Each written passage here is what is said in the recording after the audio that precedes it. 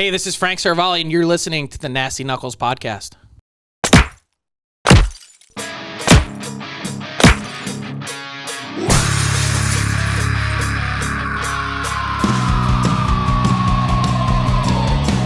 You're listening to Nasty Knuckles, the Hockey Outlaws podcast, with your hosts, Derek Nasty Settlemyre and former Philadelphia Flyer enforcer Riley Cote, as they go behind the scenes with your favorite NHL players. Time to face off.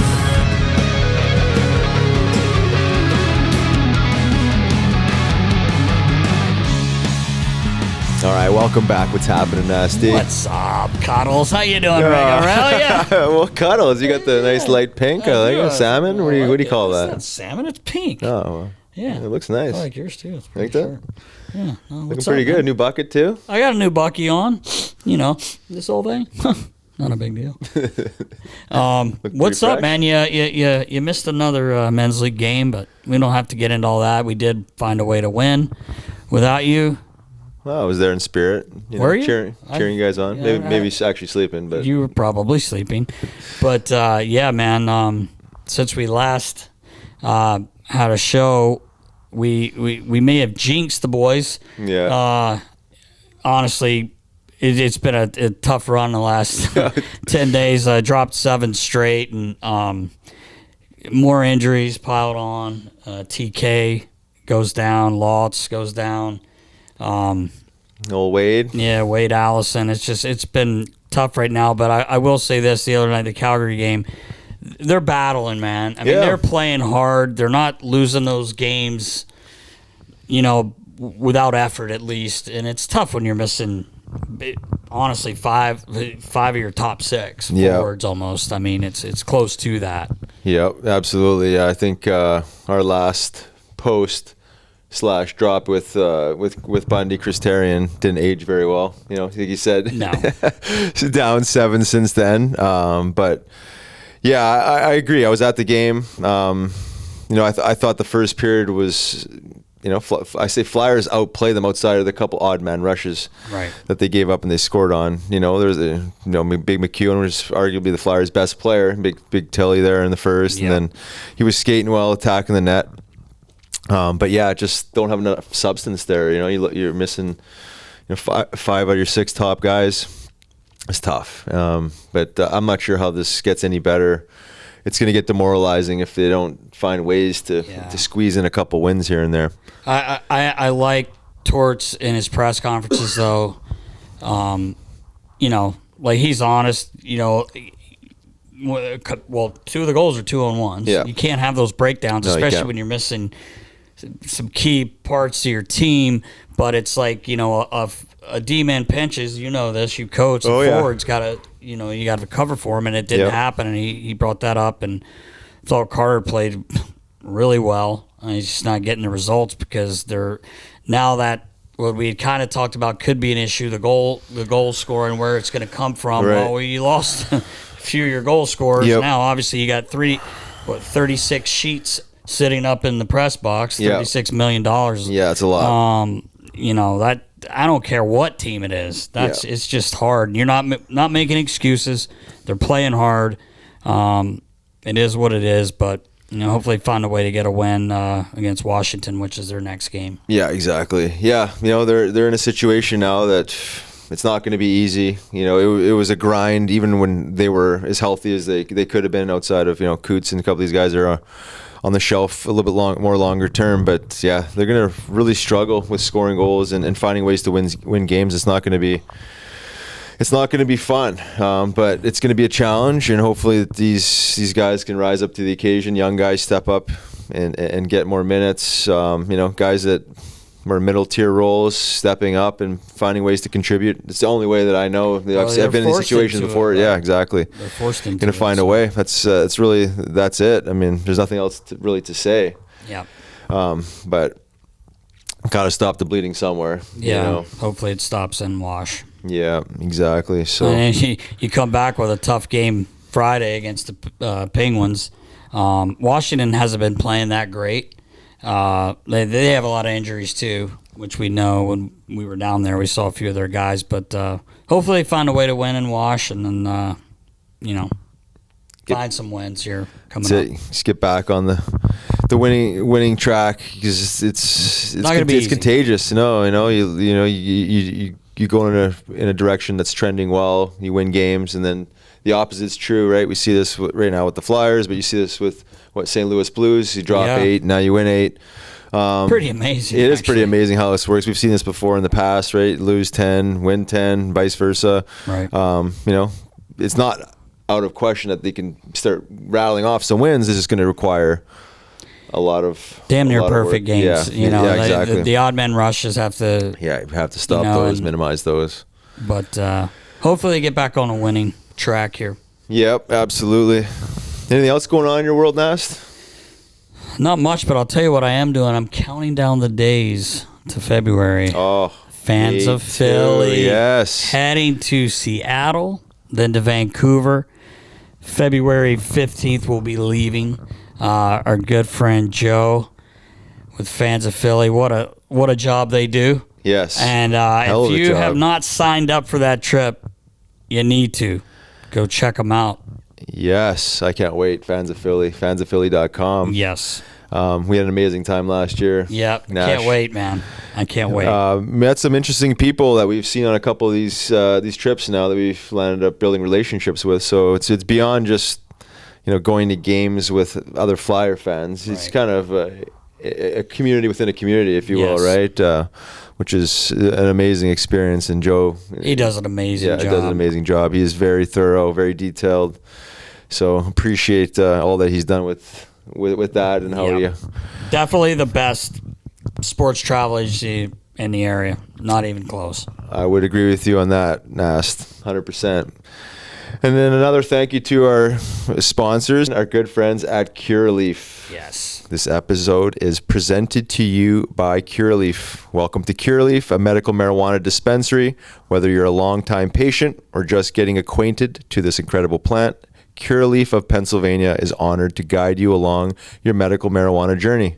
Have questions? Google Curaleaf PA or stop by one of their 18 locations across the Commonwealth. Or check out curaleaf.com/locations. Big thank you to all our sponsors. I think we're ready to rock, Nast. Let's do it. Episode 94 with our good friend Frank Seravalli. Here we go. Let's go. Welcome back. I'm Riley Cote. And I'm Derek Settlemyre. And this week we're lucky to have our good friend, Mr. Frank Seravalli, the host of Daily Faceoff, NHL Insider. What's up, brother? Glad to be with you guys. What's going on? Oh, not much, man. That's Just watching you blow up, man. So weird, right? What a ride. As you guys know, started out covering the Flyers here, and I've never left. I think mostly everyone assumed that I've lived in Canada for the last number of years. I worked in Canada for 8 years now.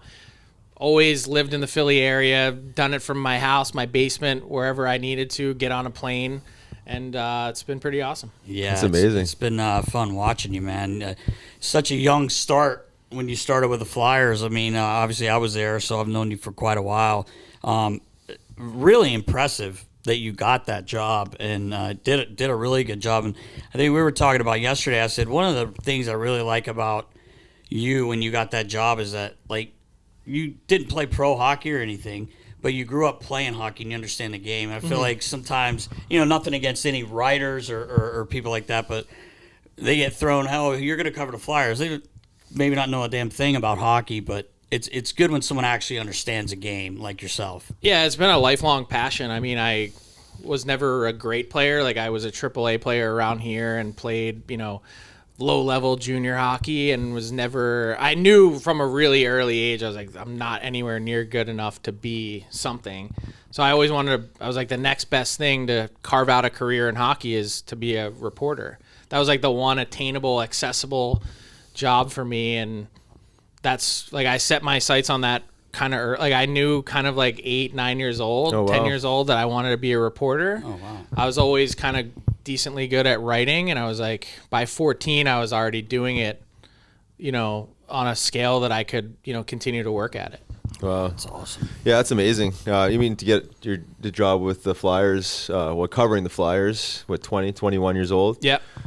Just luck sometimes. Like, Yeah. you never know, like, right place, right time. I had interned at the paper for a long time. They knew I wanted to cover hockey. And for most, like, major newspapers, especially even here in this town, no one really grew up playing that works in that department. No one really knows anything about hockey. And so they kind of just take the newest guy or the cheapest guy and put them on hockey. And for me, I was like, no, I really want to do that. So then when they had an opening, I don't know, do you remember Ed Moran? Yeah. So he was the guy that covered it before me at the Daily News. And he left like 3 weeks before training camp. He was coaching, right? Like Women's. He went to become rowing. a women's rowing coach. Oh, wow. Yeah, I remember that. At Lowell, Mass, I think. Yeah. And for me, I just happened to be in the right place. I graduated college in 3 years, which is kind of weird. No one does. If I hadn't done that, I wouldn't have been able to get the job. I just happened to be available, and they're like, hey, come in and interview, and that was it.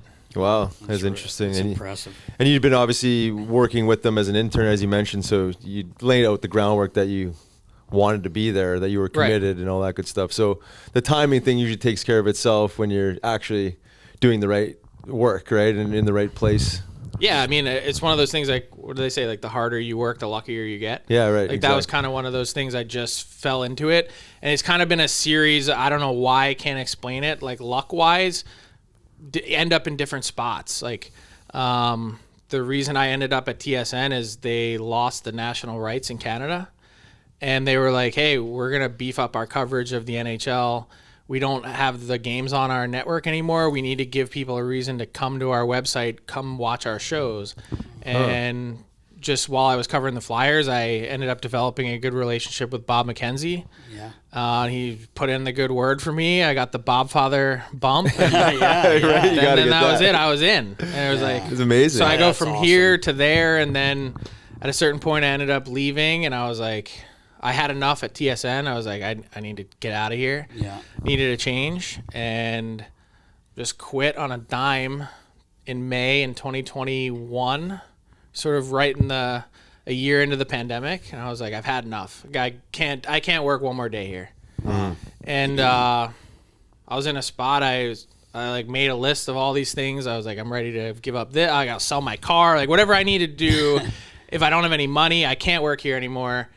Threw in my resignation. I had no idea what would happen. It was a Monday, and by Friday, I had hooked up and agreed to terms to go to Daily Faceoff and help start and run that. Amazing. Yeah. And I was thinking the whole time I might be doing something else. Like, hopefully I can go to TNT or ESPN or somewhere, and you never know. It's a weird amazing, world man. how life works out.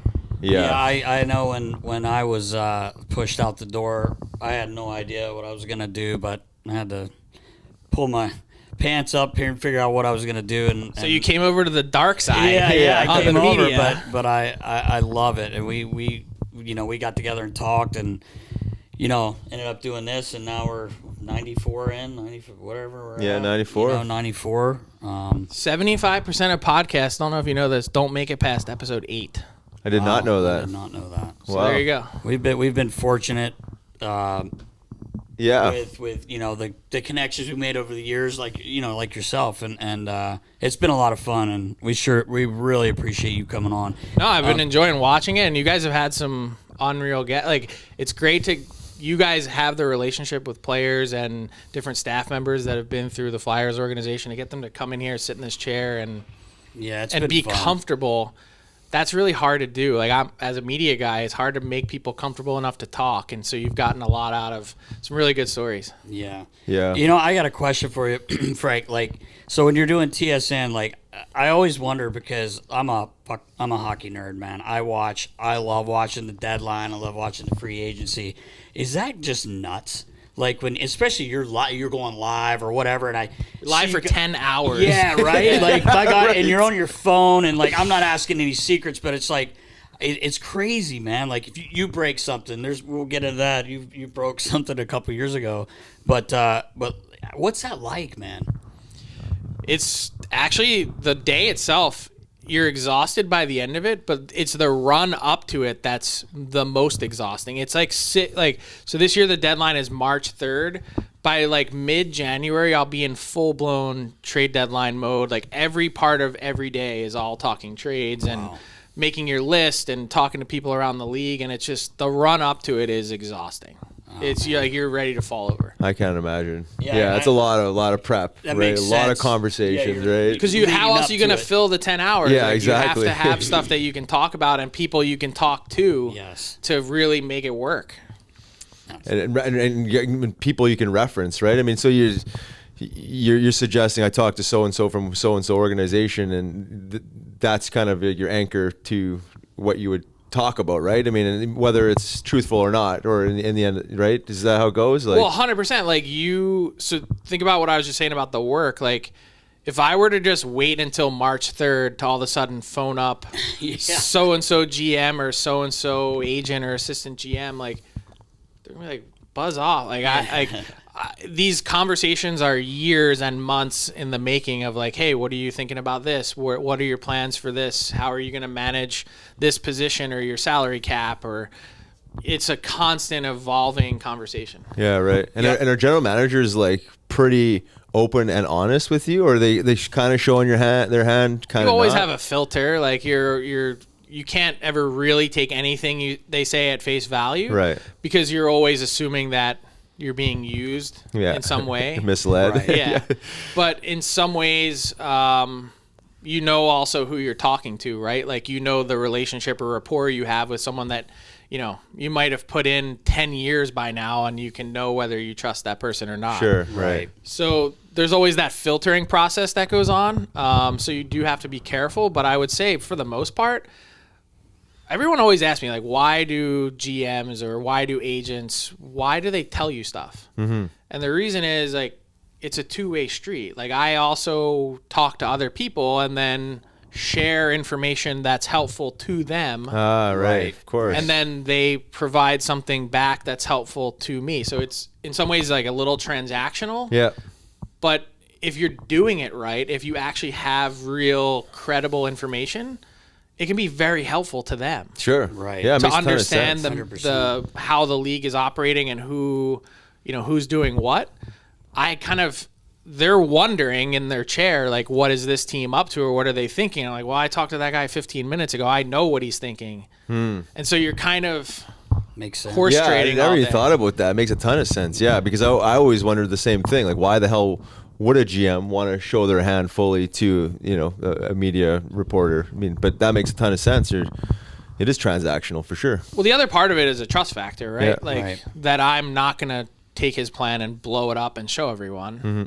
And the other part is that you have to filter yourself, what you know and what you share. Right. So I always say, and the guy I just talked about that I leaned on for a long time and he showed me the ropes and how to do it, Bob McKenzie, whatever he tweeted or said on TV was probably only 5% of what he knew. And so the other 95% he keeps tucked away under his hat and uses it and shares it. And then only lets out what he absolutely needs to. And that's really powerful, right? Yeah, like those are the best reporters that really know all the shit that don't tell everyone. Yeah.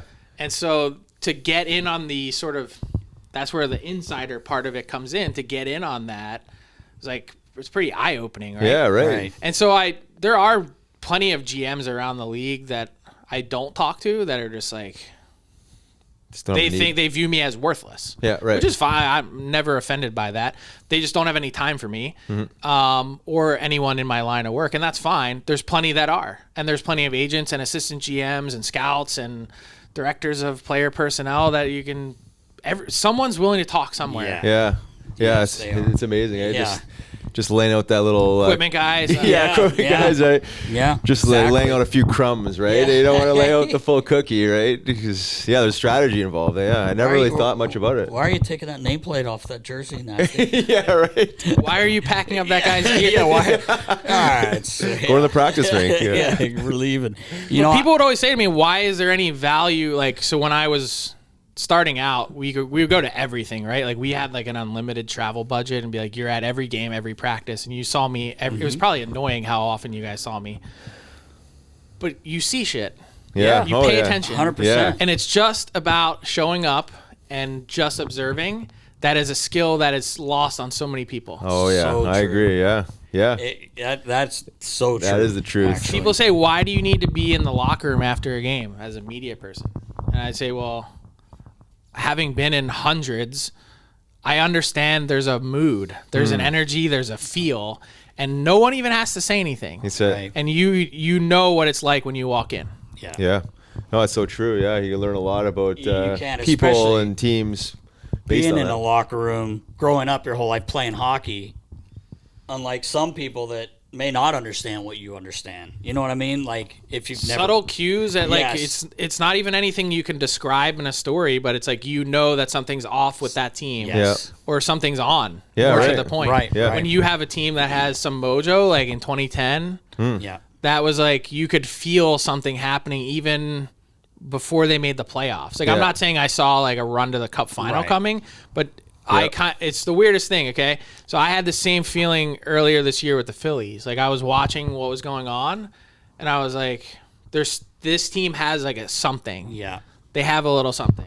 And Yeah. you can pick up on that. 100%. You can't quantify that. You said it's something you feel, you observe, but is real, right? That momentum, that energy, good, bad, or indifferent, right? Yeah. You've seen, 100%. yeah, teams that go down the tube that really struggle with Right. keeping that chemistry together, But Frank, I was watching the show yesterday with you and Mike McKenna, and I was very interested with your trade, your list, and we were kind of talking about that yesterday as well, like with Duclair, what a crazy situation that is. But like in Toronto, that whole mess with their muzzing out, and what do you think they do there?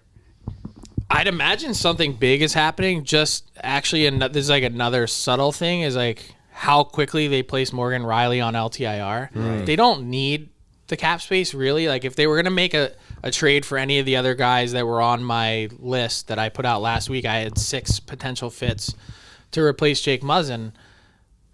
They don't need all of that cap space just for one of like there's something it feels like Bigger there's something than that, larger yeah. Right. Yeah. Otherwise they would take their time, slow play it, add Morgan Riley to LTIR when they need to. That it told me right away, the fact that they put him on the next morning, it was like we want the flexibility as much as we can get our hands on right now. Yeah. And so I think something big is coming at some point. There may be like in the intermediary, there may be some sort of small stopgap acquisition, like just a warm body that you can plug on your defense Right. so that you're not in a spot where you're constantly running out Victor Mete and Mac Hollowell and those guys at the back end of their depth chart. But there's no way this team as currently constituted with their 6 defensemen that they're playing right now. Yeah. You can look at that and say this is a cup contending defense corps. Right. You just can't. Yeah.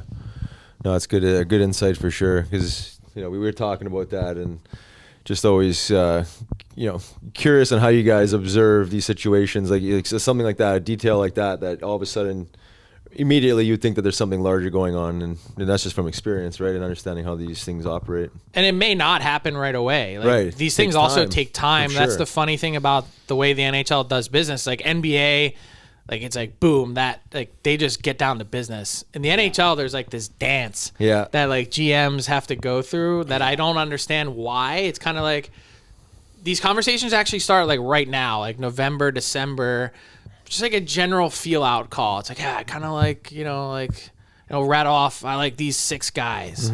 Yeah. When really, like, they're only interested in 1, but you're throwing out 6, so that's just like it's not painfully obvious, Yeah. even though everyone knows. Yeah, right. And then you end up like later on in January, like, oh, kind of down to like 3 guys, and it's like, okay, well, where, like, just do it. Yeah. Just Yeah, right. And the other thing that I've learned doing this is GMs are afraid to make the call.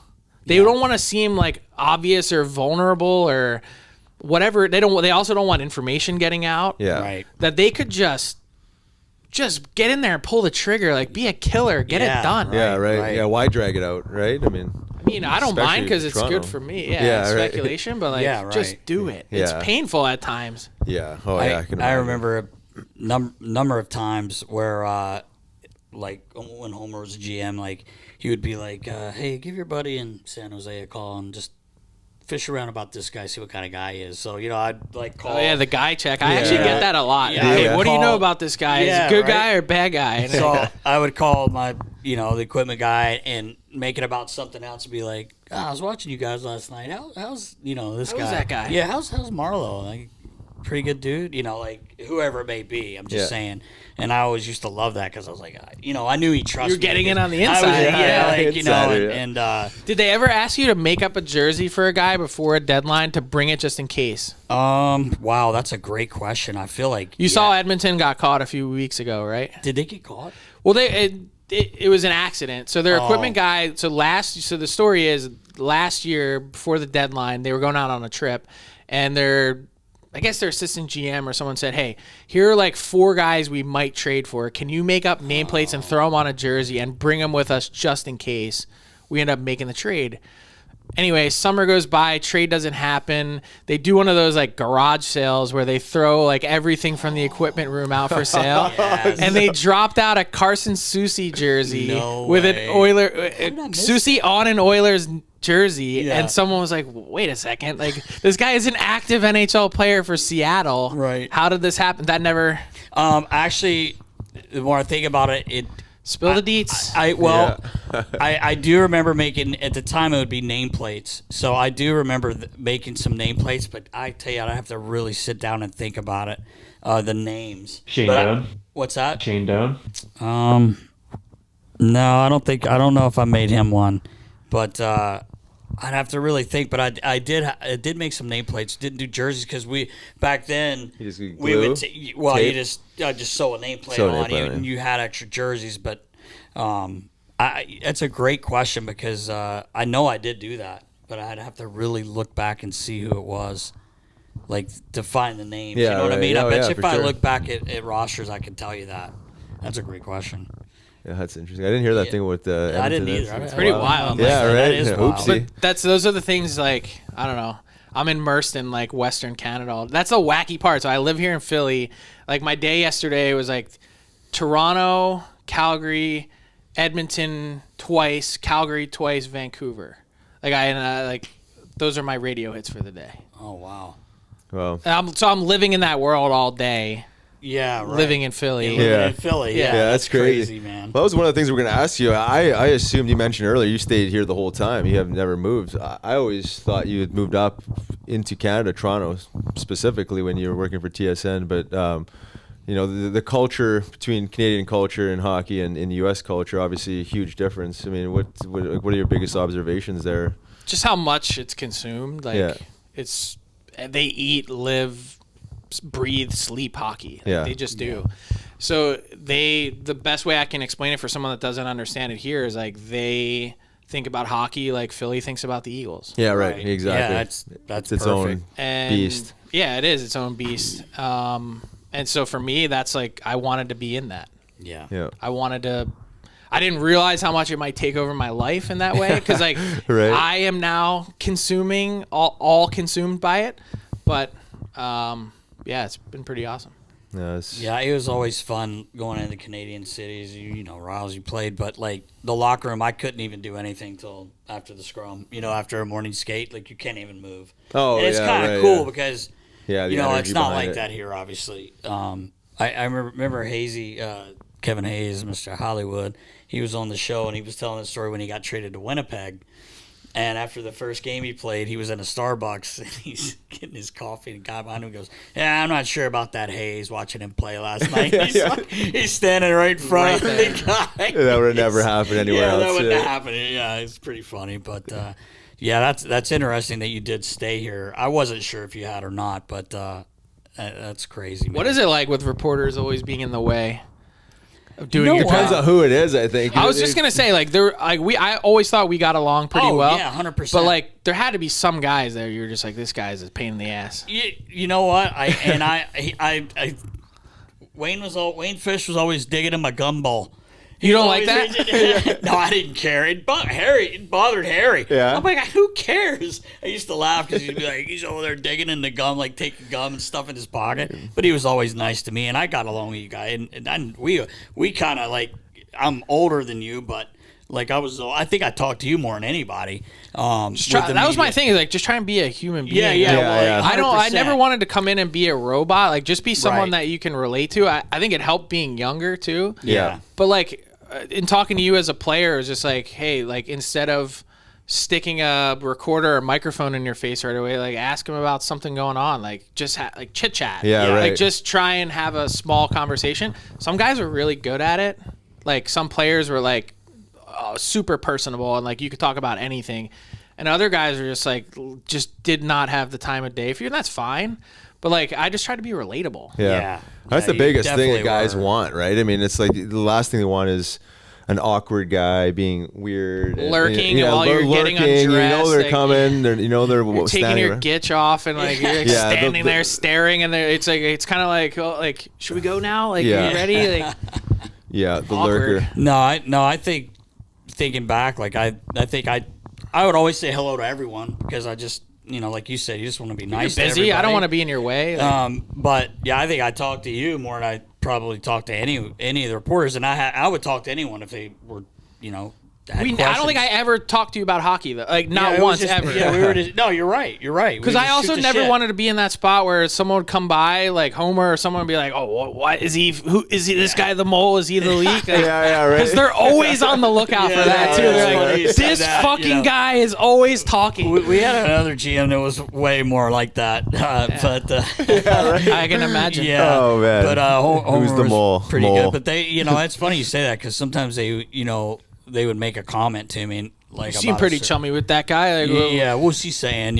But no, it's I always just try to get along with everyone, and no one Right. ever really did anything to me. I also realize like not everyone's gonna like me either. Like I am a reporter. Like I never went into it thinking like everyone's gonna love me and I'm gonna be friends with everyone. Yeah, I have a job to do. Like that's it. try and be friendly. Try and be polite. Yeah. That's all you can do. I don't care if you really like me or didn't like me. It's just like I hope you can at least reason with me or respect me. Respect, yeah, Yes, exactly. 100%. Respect my job and what I'm trying to do here. Talk about, again, you're a Philly guy. You get an opportunity to cover the Flyers. You need to maybe talk about that, but then the current state of the Flyers. I'm assuming you were a Philly fan at one point. Yeah, I grew up a Flyers fan. Yeah. Kind of leaves you really quick when you become a journalist, but Yeah. I even was more gonna so ask when you you're that. like in the thick of. I think I went to every Flyers practice and road game for like 6 years. Like I don't think I missed Right. for a long time. Maybe the odd Saturday night here or there because we didn't have a Sunday paper. But it was it was a lot. And once you're on the inside and you see how the sausage is made, you guys could probably both appreciate that. You're Yeah. like, Yeah. "All right, I'm not a fan anymore. Like you can't be Right. because you're actually asked to be objective. Yeah, and That's right. what I was gonna say. I took that really seriously, and I still do today. I was going to tell that story just about the Phillies, like how I kind of like sensed something this year. I went out and bought season tickets. No like, I way. was like, I want to go to every playoff game. Like this team, there's something about this team. It's the first time I've ever been a fan in 15 years Wow. of anything, any sport. Interesting. I don't know. I Based just on a you feel, lose huh? that, and it sucks because like I want to take my kids to the game or want to Yeah. do this or that. Like I don't wear any gear. Like you lose that part of you, which is fine, but I do kind of miss it. Interesting. Sorry for the quick break. Just a quick shout out to our sponsor, DLI Commercial, a premier commercial construction and building maintenance company offering support at every phase. Thank you for your support. Check them out at DLI Commercial for all your construction needs. Back to the show. I was gonna say, like growing up as a fan, like you said, you have to be honest with your job. And Mike Rupp, we had him on a few weeks ago, and he was kind of saying the same thing. He's like, you don't want to call a guy out, but I got to give my opinion. And, and it is an opinion, right? Like that's what he said. It was Yeah, kind of it funny. is. He's like, it's our job to do that. And for you, like I can imagine, and you were young, but probably way above your years with the knowledge you have of the game and everything. But that had to be tough. But it's your job, and you have to do it. I think it's really easy to be critical. Like anyone can do it. But my big thing was don't make it personal. Right. Yeah. Right. Because too often it like bleeds over, and guys make it seem a lot more harsh than it needs to be. Yeah. Like as a pro hockey player, you know when you screwed up. Yep. Like you don't need some like it's might be someone's job to point it out, but like you don't need to go any further than that. Yeah. No, that's a good point. Yeah. That's true. Yeah. Michael Layton knew he let a bad goal in. You have to ask him about what happened on it. It fucking went in. Yeah. Like, it shouldn't have, But I guess those are the questions like that. Yeah, the hard questions you have to ask, right? Just to tell the story, right? He's one guy I never really got on with. No? Really? There's like really two guys in that whole sort of tenure that I could just never relate to. Michael Layton was one, and Jeff Carter was another. Okay. Kurtz, I'm not surprised about Kurtz, yeah. Lates, I thought just because you couldn't shoot the shit like Mike Richards I could always talk to, like we talk about anything, like it was never a long conversation, but he'd at least say hi and like whatever, we talk about a million things. But Jeff would be like, boom, I'm out. Like I got no time for you. Well, if it makes you feel any better, he turned down the request to come on Nasty Knuckles. So he's gonna wait till he's done. Wait till he's done. Yeah. But we always kind of crazy. He's still playing too. Like, he's had a hell of a career. No kidding. Yeah, he's built. He's one of those bow-legged freaks. Yeah, you ever see him walk? Oh yeah, he's built for hockey. Yeah. We Riley and I went up to to London years back. For this golf tournament. What a weekend that was, but it was funny. Riles was like, I've got to train, and Kurtzy's like, yeah, we're gonna go work out. So we get to the gym, and I'm like, I jump on a treadmill and I'm going for a run. Kurtzy ran about 7 minutes, and then he went and did some curls. I'm going in the sauna, boys. Yeah. And then he comes out, let's go eat. We've been there 16 minutes. He's like, it's unbelievable. Jeff, it's the executive workout. Dude, have you ever seen him? Yeah. He's like a Greek He's got god. zero fat, zero body fat. And eat McDonald's too, McGriddles. Oh, McGriddles, yeah. I'm like, unreal. His body, but he And still you looks like that. Dude, I look at food and I get fat. I can hear myself getting fatter when I look at it. But that's funny you said. It doesn't surprise me about Kurtz, though, because he's that not doesn't really surprise me at all. Yeah. So Leighton had one time, he absolutely fucking undressed me. Late? Really? Yeah, in the locker That's room. so And he was surprising. like, I forget exactly the story, but it was something like, did you call my family? Did you call my dad or something? And he's yelling at me. He's like, I know it was you. And I'm like, I have no idea what you're talking about, man. He's like, no, you called it was like my coach or my agent or someone. He's like, you called my family, like blah, blah, blah, like trying to find out information on him. Cause he kind of like came in off the waiver wire and everyone's like, who is this guy? Then he starts a bunch of games in a row. They win. Like, I'm like, dude, bro, if I did, I would just tell you. Like, Yeah, right. Yeah, right. and he's like, it was a reporter. Your last name begins with an S. So it turns out it was Anthony Sanfilippo. Oh, okay. It was Ant. Not me. It And was he's Ant. he's in my face, pointing at me, yelling at me. Oh, man. Like, dude. Wow. I'd take a lot to get Lates wound Yeah, up. no shit, So eh? I don't even, such a again, nice I don't guy. even know what it was. And then, like, it turns out it was Anthony, and he cops to it or whatever. And he's like, he never apologized. No Like, apology. nothing. It was like, Wow. just went back to that. And I was like, I would be the last guy, I think, Yeah. I would think to do that. But after that, I was like, you're dead to me. Wow. Like, sorry. who was, speaking of that, like those two guys, who was probably your favorite to deal with when you were covering the Flyers, or a couple of them, whatever? Lappy was really good. Yeah. Sure. And especially as someone, he was there the first year I got there, and as someone that could kind of like steer you, even if it was like off the record of just like, hey, what'd you see about this? Like, what do you think of this? He'd kind of like steer you in a direction of like, don't go there, or you're onto something. And he would never say anything. Like, he never gave me inside info, like never anything like that.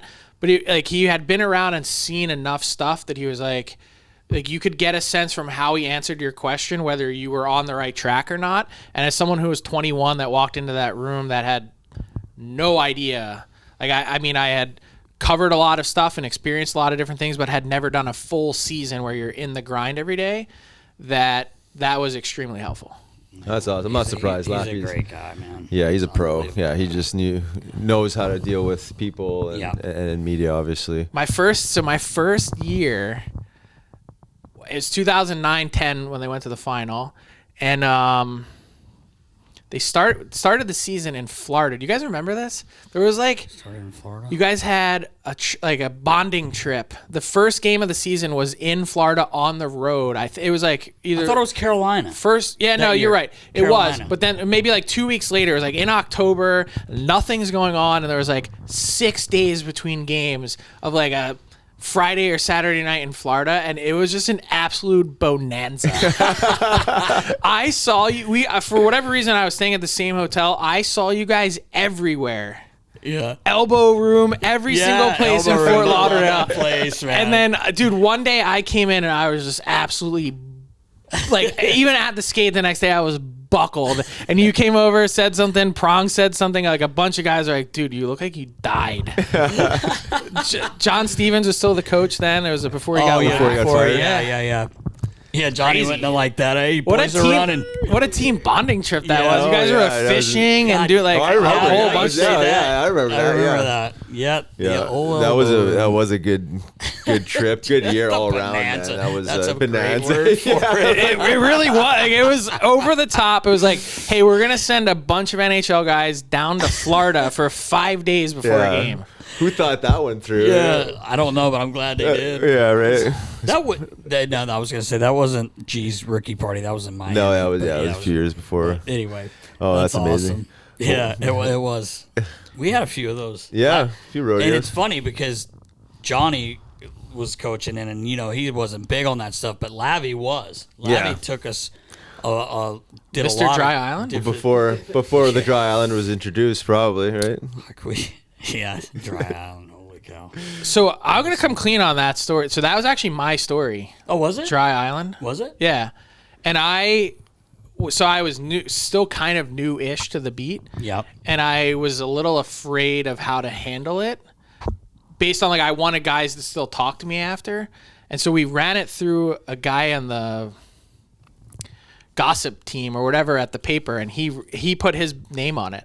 Oh. Wow. Dry Island. Interesting. Why was it? Did it get a lot of bad feedback? I don't No, it became like a thing. Yeah, Like, well, every well, now yeah, It's like everybody. I see hashtag Dry Island shit on. Like, every I single never- person, like Canada, like wherever you go, like people still talk about Dry Island, like the wow. term. So you're the leak of Dry Island. I'm not saying it to take credit. I'm No, just I saying hear like you. Yeah, it's that was like interesting. that was my thing. Like I was like I heard that Richards and Carter didn't put their name on. I didn't the put cover. my- I There was a lot didn't of put my people name that- on there You know either. what? I for some reason we all had to. Like I was in that meeting. Were you on? Did you sign up? No. Yeah. Well, it was an honesty thing too, right? If you're gonna put your Yeah, it name was up on it was there, an You better- honesty. you better stay dry, Yeah. right? It was one of those things you're just gonna put your name on there I and just then thought not it was participate. awkward. I felt Well, like yeah, kind it's- of bad. It puts guys in an interesting spot. Yeah, because if you're a young kid on the team, how do you not raise your hand? With the coach, Well, it was kind of a power move. Like it was a It is bully, power move, more or for less sure. power. Yeah, move. it was a little bit. I still remember the manipulative. quote from Homer. He said something like, "That's our inner sanctum that you're writing about." Like, he was like Oh, so really? upset that story came out. Really, hey? I think a lot of people were. Wow. I do. Obviously, I remember, but we always just kind of laughed about Dry Island. Well, yeah, it was kind of a joke, right? Yeah, like- because it, like you said, it was It was a critical time of the year. It was like maybe like March, right? Yeah. Something like Yeah, that. it was. Yeah, You're it was a right. little bit of a power squeeze, right? Yeah. I mean, it was. You guys were stumbling down the stretch. We were, man. I remember there was that one game in Nashville. You guys lost toward the end of the year. That it was like, oh they man, gonna they get might not in? make the playoffs now. Yeah. Like you had like an 8-point lead, and like it was choking it away. It was crazy. That whole year was. It was a bonkers. crazy year. Winter Classic. That was an Yeah. insane year. Yeah. That was maybe the best year of my career, if you want to call it a career, because we got to play in the second outdoor game in Boston, like you said. I was fortunate enough to be on the 2010 Olympic team, lose in the gold medal game, and then lose in the finals. Oh, yeah. But what a run. That year was probably my best incredible year. run. But Incredible. that whole year, like you said, Frank, like coming down the stretch there, I mean, all those games were so big. I remember us winning a game on the island, and Patrick Thorson was playing with Richie. I remember Patrick Thorson. Remember Thor? Yeah. He scored a Took one in the huge- Right in the nuts. balls, Oh, yeah. did he ever, man? That Had to poor wear the front guy. diaper. That was there. actually a great quote too from Homer. So as a media guy, some of the things you remember is like he did his press conference live on TV after the game, and he said something like, "What happened with Patrick Thorson?" Like everyone knew. The question Right. like, "What happened?" He's like, he took one in the testicle. And he said testicle, but then he was like, am I allowed to say that on live TV? It was like, you already did. So, like, don't worry. That poor guy. I was on the bench, obviously near the sticks, and I could hear him. And that place is loud. You know how it is in Washington. I could hear him yelling. It was one of those ones, like, everyone in the press was like, oh, dude. I could hear him back 25, 30 yards in the medical room. That was no joke. Screaming. Oh, my God. What a warrior he was, the Viking. He was a good dude. Great dude. Was that the year of the 7 goalies? No, that was later. Ago. I was still there. That was later. You know what's funny, Frank? Like, you play hockey, so you understand. He came and we picked him up from Edmonton. Right. And he flew in and his gear didn't make it. And we played that night. And he's like, I'll wear anything.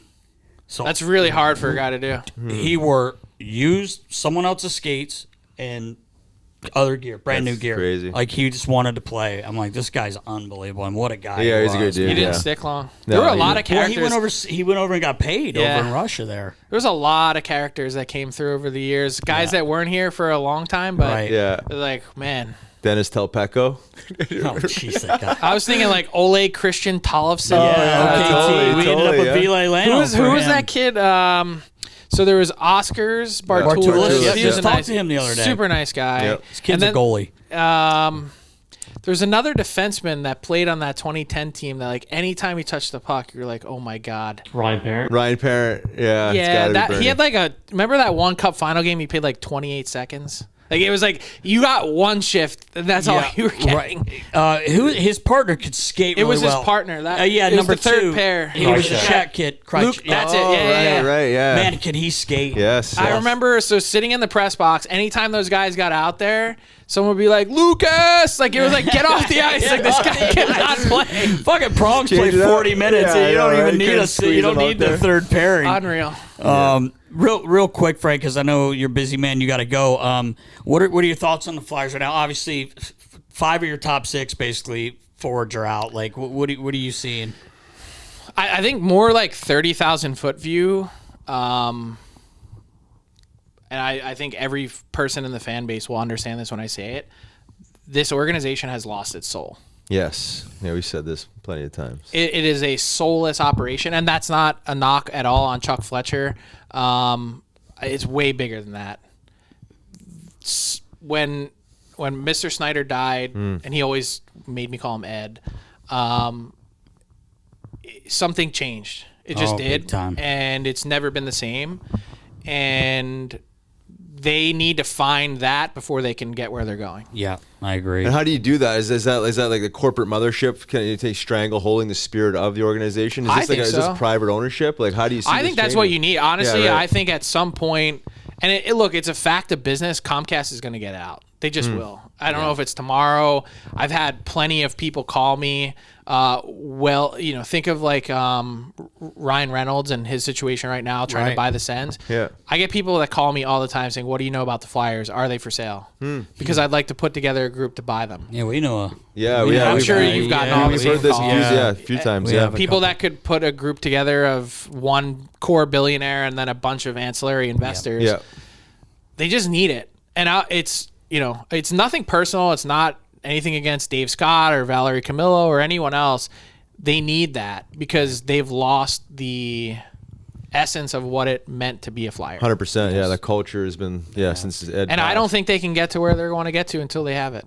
I agree, especially since like Philly, compared to all NHL teams, there's a few other teams in there like old school teams that had a culture ingrained in their identity was like very defined early on, right? And to not only like lose that, right? Broad Street Bullies are long gone, but like really the culture of what the Flyers represents, right? Is like I think Torts is trying to bring that part back in their play. But he said like I think he's the worst coach for this team right now. Do you think so? I think he's the worst coach for this team. Needs to bottom out.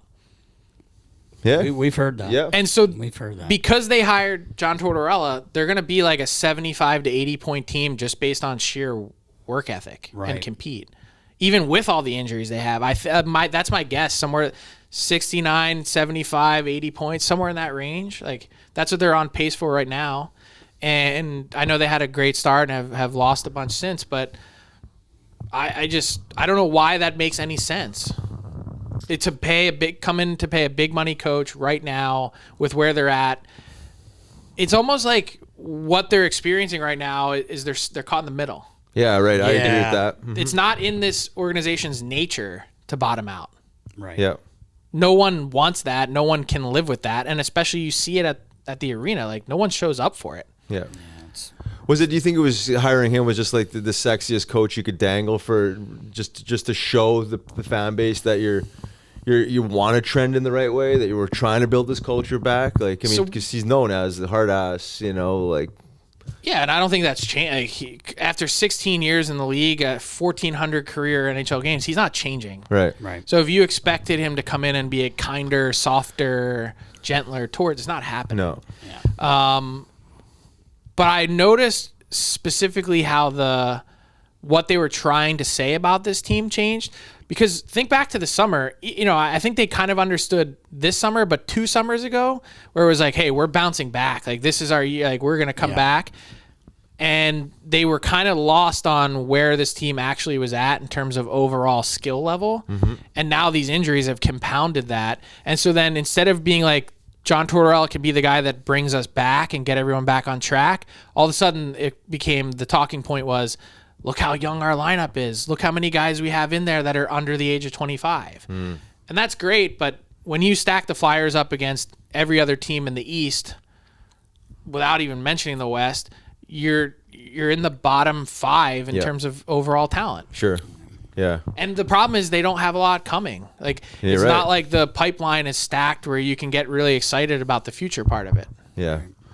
It's a really tough spot to be. Yeah. I think in today's NHL, the exact worst place you can be is no man's land. Yeah. Which is not near enough the bottom and not close enough to the playoffs. Yeah.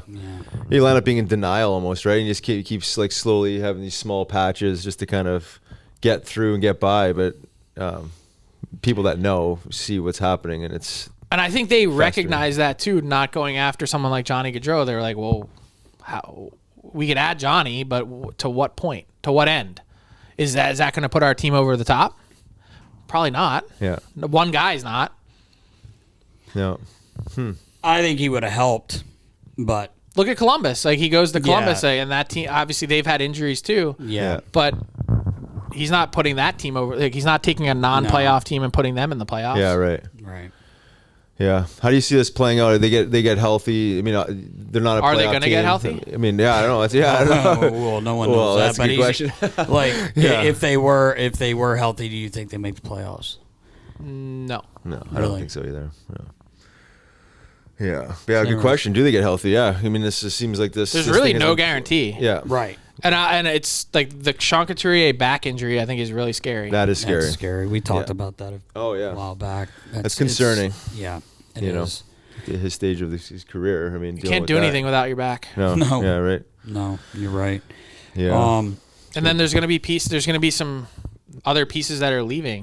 You know, James Van Riemsdyk is going to be a trade target. He's going to make it onto my board at some point. Yeah. He still scores 25 a year. Yeah, somehow. He's a talented net front scorer. Like, he just is. Yeah. He is. I mean, you're going to need to have larger conversations at some point about what happens with Travis Konechny, what happens with Provorov. Like, if you really are going to tear it down, you need to begin to accumulate assets.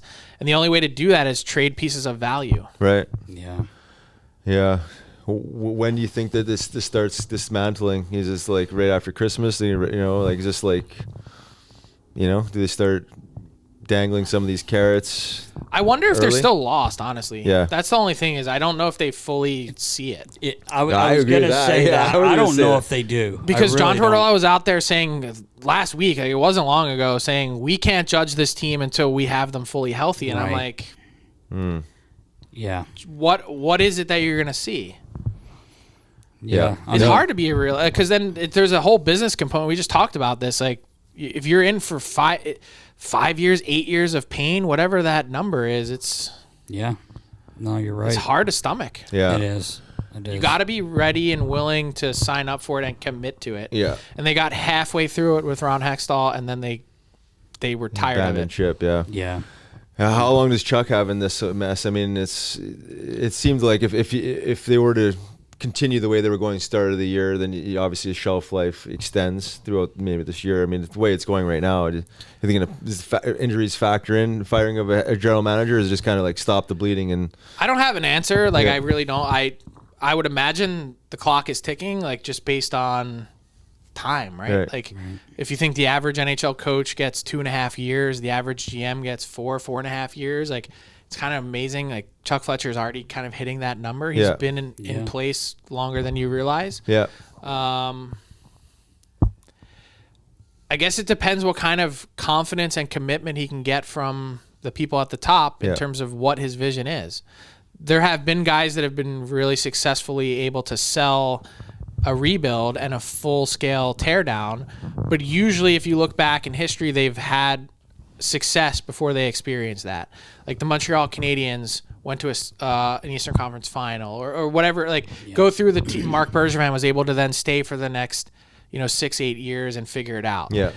The Flyers haven't had that kind of success under Chuck Fletcher to maybe warrant that runway that another GM might get in a different situation. Right, and I think his words were aggressive retool, which I'm not sure where that falls. It's kind of like no man's land, right? I mean, aggressive retool would be like adding a Scrabble, right? Like, what does aggressive retool mean? Like, right. Well, exactly. Yeah. So, in my opinion, an aggressive retool would have been getting Johnny Gaudreau. Yeah, right. Even though you may not think adding it's some pieces like that, a little more than. To me, that's an aggressive retool and getting your players back. Like, you didn't plan on Coots being out till March or whenever it is, but Frank, we know you gotta go. You're a busy man. We appreciate you. Hopefully we could do some more stuff with you. I do have to say one thing.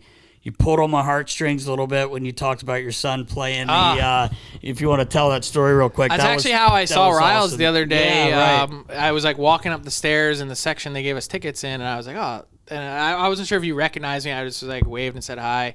And but yeah, Mites on Ice the other night. My guy's 8. For me, just like I've been around Elvis a little bit when he was little, and coming in the locker room and seeing your Instagram.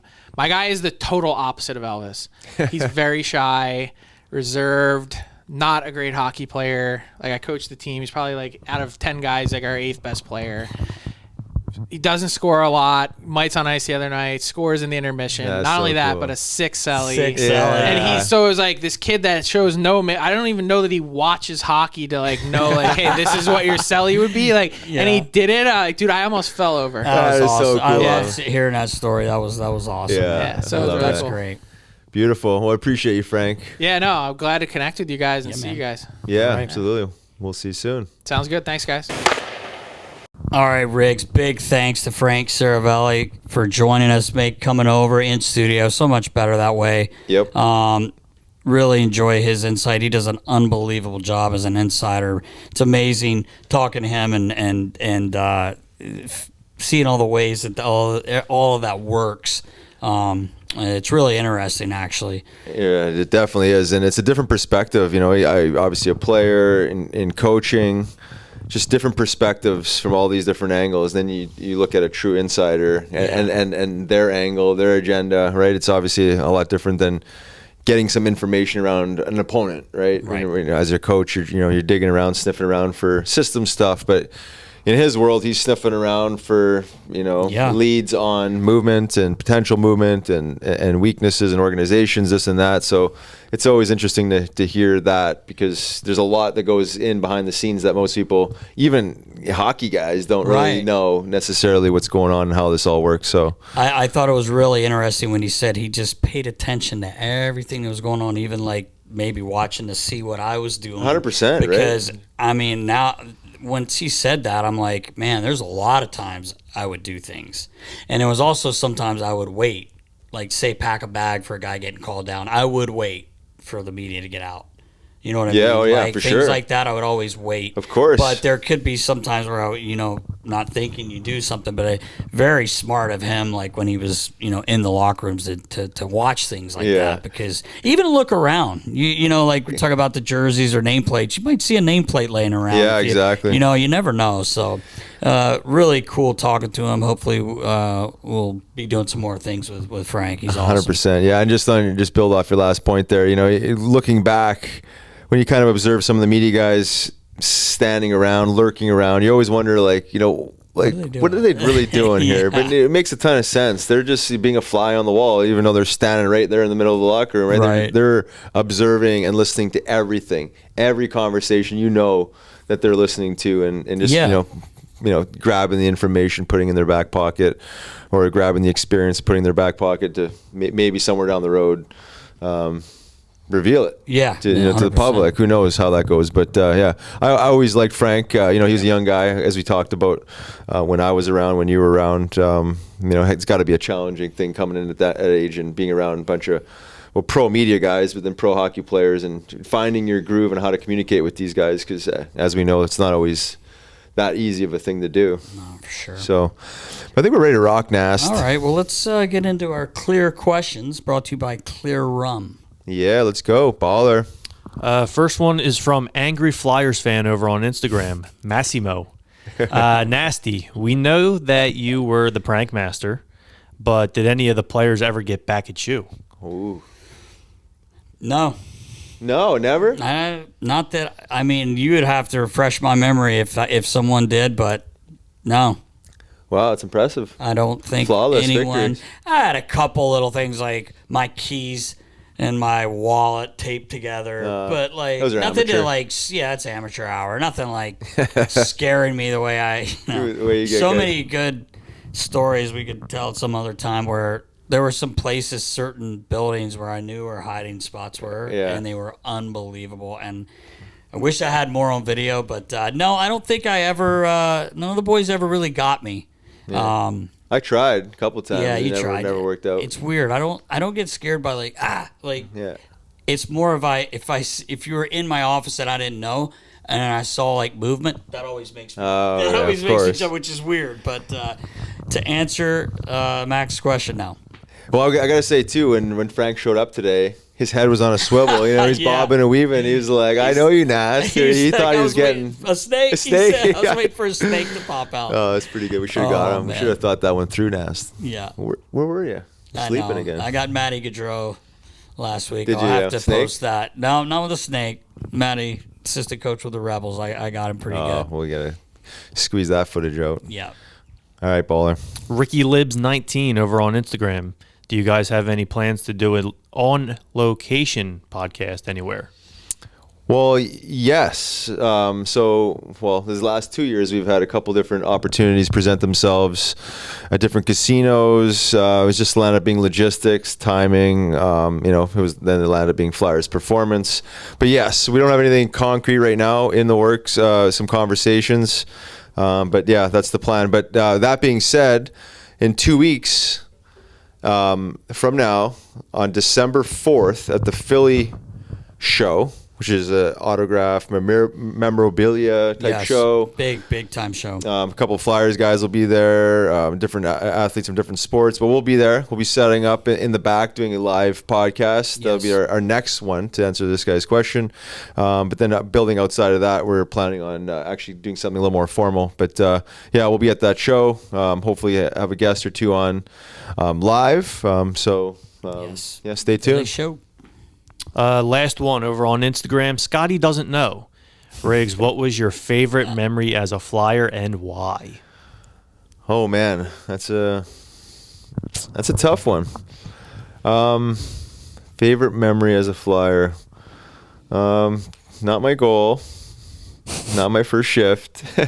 I'm just thinking of the run in 2010. That whole run. I mean, it was insane. And I wasn't even playing. I was just warming up every game, but to be a part of that, that last game, winning the game in a shootout, going to the playoffs, and then just Frank alluded to it. Just like there was something special about the chemistry of that team, something special about what was happening in the locker room, and to be a part of that. Even though I was a small part of that, I wouldn't say that. I was still around it and I still experienced it, and it was surreal. And then that Boston series. The only thing would have been obviously better would to be wrap up, the whole thing with the Stanley Cup win. But that stretch, that team was surreal. So I know not a specific moment, but just being a part of that chemistry, that team, that run was pretty special. It was awesome. Yeah, so I think that's the wrap for the questions, Nast. All right. I do got to make a little, I wouldn't call it an announcement because it's not, but my little amigo, the real Knuckles, 12 years old, just passed away a couple days ago. Yeah. The whole Nasty Knuckles really wasn't about me. It was about ripping off his name. He's the real Knuckles. So his spirit lives on through the Nasty Knuckles pod. That's right. Through what we do here. He was one of my best friends, little champ. Yeah. But he moved on, transitioned into a different form, and love him to death. But I just want to throw that out there because he obviously Knuckles. I mean, he was the spine of the name, or a good chunk of the spine of the name. So rest in peace, little fella. Yeah, rest in peace. Nux is watching us. Nux is watching us. Yeah. So that's a wrap, Nast. Episode 94 in the books. Be sure to subscribe on our YouTube channel if you guys are liking the content. And reach out with any questions for our Clear Rum questions. And until then, we'll check you out next week for episode 95. See ya. See you guys.